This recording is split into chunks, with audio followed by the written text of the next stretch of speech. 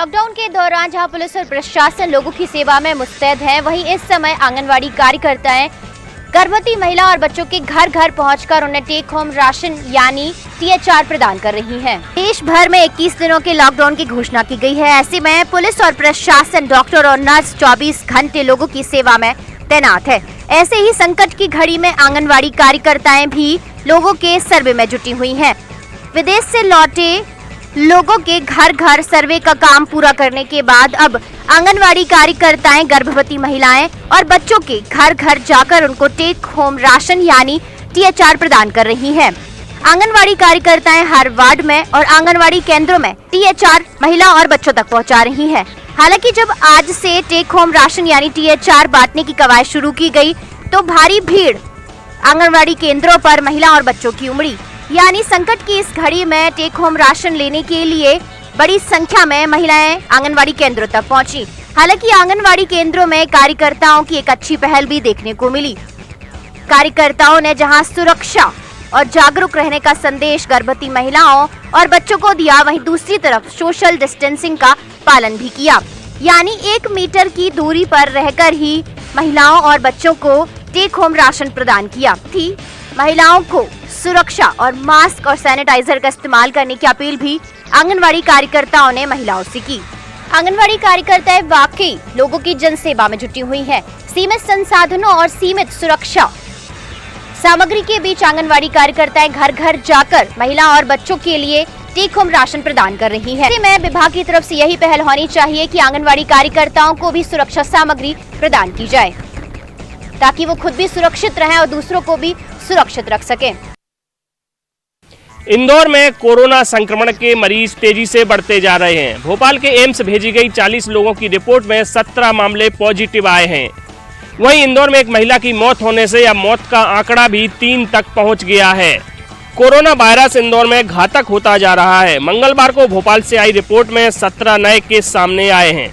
MGM medical college की virology lab में corona की जांच के लिए बड़ी संख्या में सैंपल पहुंचने के बाद जांच के लिए रविवार को 40 सैंपल भोपाल एम्स भेजे गए, जबकि यहां भी 70 सैंपल की जांच की गई। CMHO के मुताबिक इंदौर से भेजे गए सैंपल में 17 नए केस सामने आए हैं।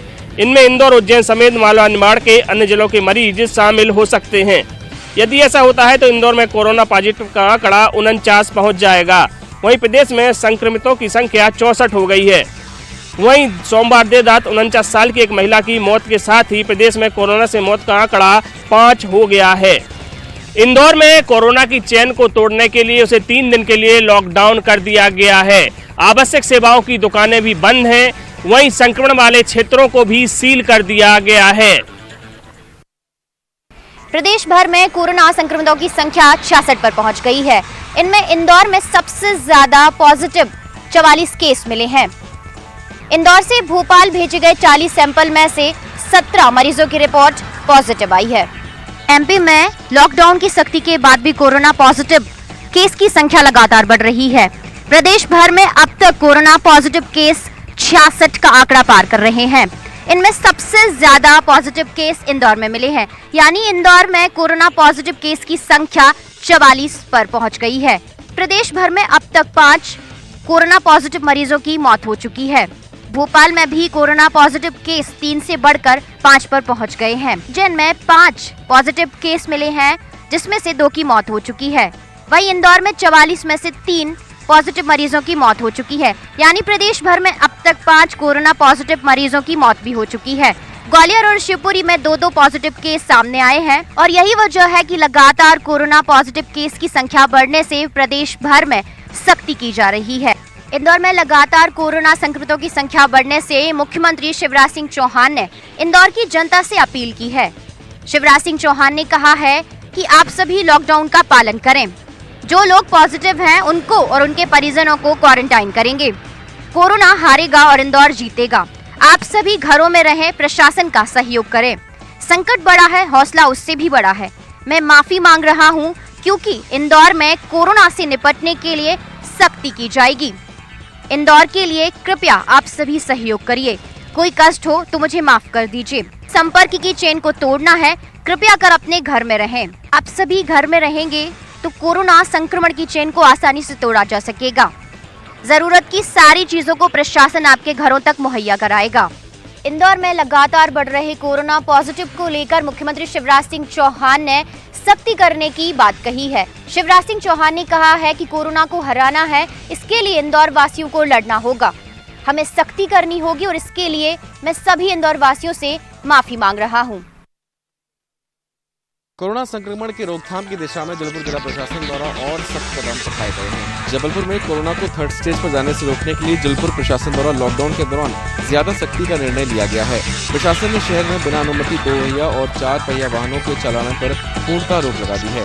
पुलिस के अनुमति पत्र के साथ भी 2 पहिया वाहनों पर सिर्फ 1 और कार पर 2 सवारियां बैठ सकेंगी। पुलिस ने आग्रह किया है कि लोग अपनी नजदीकी दुकान से ही जरूरत का सामान खरीदें और इसके लिए पैदल ही जाएं। दरअसल पुलिस कप्तान अमित सिंह ने पेट्रोलिंग के दौरान देखा कि शहर में लोग कोरोना प्रोटोकॉल तोड़ रहे हैं और सोशल डिस्टेंसिंग के नियम का पालन नहीं कर रहे हैं, खासकर वाहन चलाते वक्त। इस वजह से पुलिस ने वाहन चालन पर रोक लगा दी है। वहीं कोरोना को लेकर संभागायुक्त रविंद्र मिश्रा के आवश्यक बैठक कर ये भी निर्देश दिए हैं कि कोरोना पॉजिटिव मरीजों के घरों के आसपास के 3 किलोमीटर के दायरे को कंटेनमेंट जोन बनाया जाएगा। कोरोना पॉजिटिव मरीजों के घरों के आसपास के एरिया को कंटेनमेंट जोन बनाया जा रहा है। इस जोन में अब किसी के भी आने और जाने पर पूर्णतः प्रतिबंध रहेगा।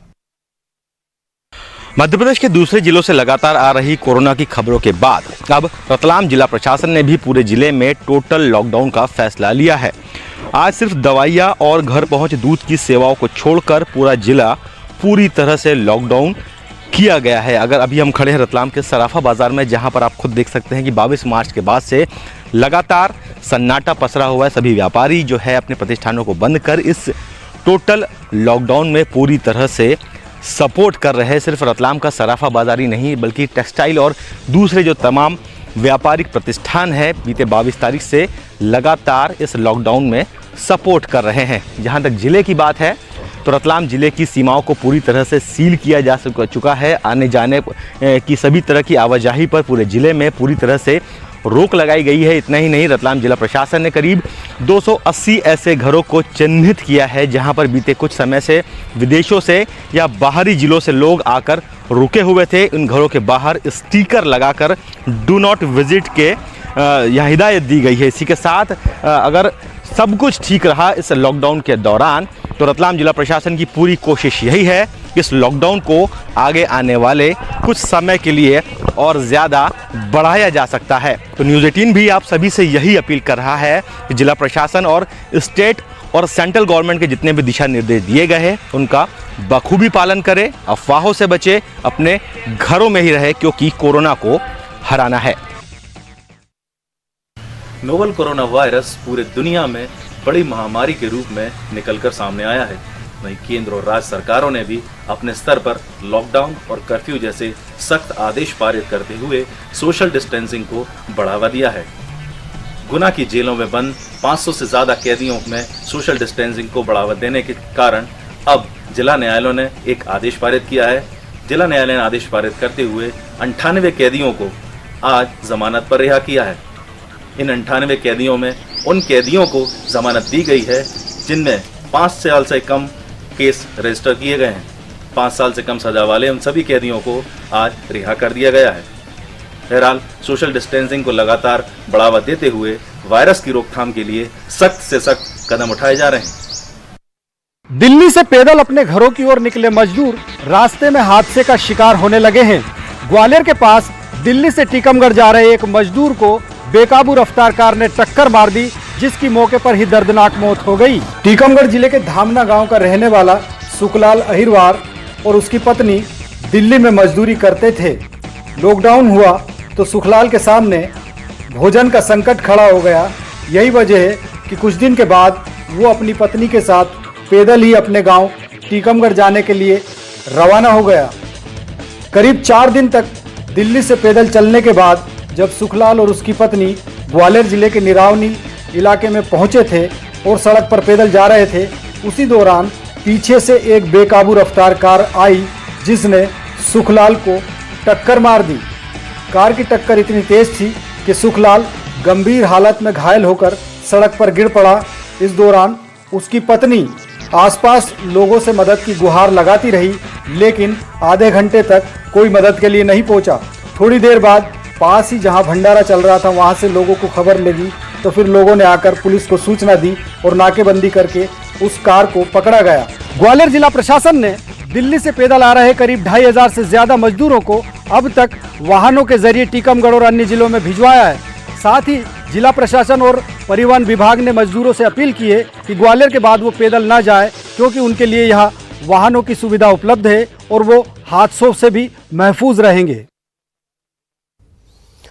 और खबर इंदौर से, कोरोना को लेकर एक्शन में है प्रशासन। अब 7 दिनों तक, पहले याद कीजिए 3 दिनों तक ये टोटल लॉकडाउन था, अब 7 दिनों तक पूरी तरह लॉकडाउन रहेगा इंदौर। कलेक्टर मनीष सिंह ने बयान दिया है, कोरोना मरीजों की बढ़ती संख्या से डरने की जरूरत नहीं है। अब मनीष सिंह पहुंच गए हैं, जल्द ही नियंत्रण में स्थिति होगी, ये उनका कहना है। ये बात सही है कि हालात बेहद तेजी से बिगड़ रहे हैं इंदौर में, और यही वजह है कि अब ये कहा गया है कि 7 दिन तक पूरी तरह लॉकडाउन रहेगा। इंदौर उन जगहों में से, पूरे देश में उन जगहों में शुमार है इंदौर जहां इस किस्म की सख्ती बरती जा रही है। आज खुद सीएम आए हैं, उन्होंने कहा कि इंदौर हमेशा जीता है, इस बार भी जीतेगा।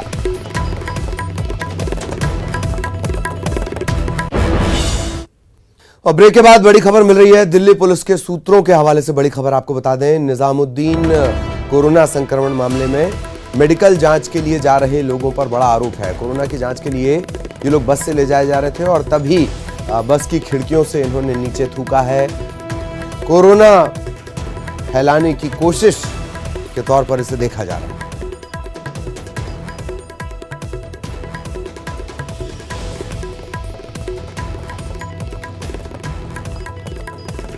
बड़ी खबर आपको बता दें, दिल्ली पुलिस के सूत्रों के हवाले से बड़ी खबर मिल रही है। निजामुद्दीन कोरोना संक्रमण मामला, इन्हें जांच के लिए ले जाया जा रहा था और क्या जो इस दौरान जब इन्हें जांच के लिए ले जाया जा रहा था तो कोशिश इस तरीके से की गई कि कोरोना और ज़्यादा स्प्रेड हो, कोरोना फैले।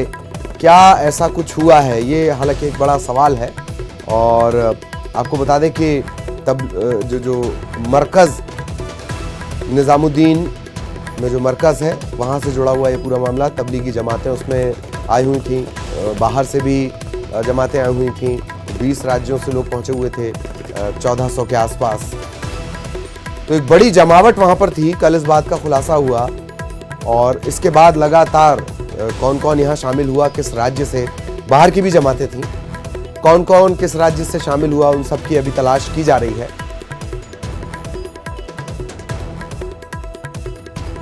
तमाम तरह के सवाल इसके बाद खड़े हो रहे हैं और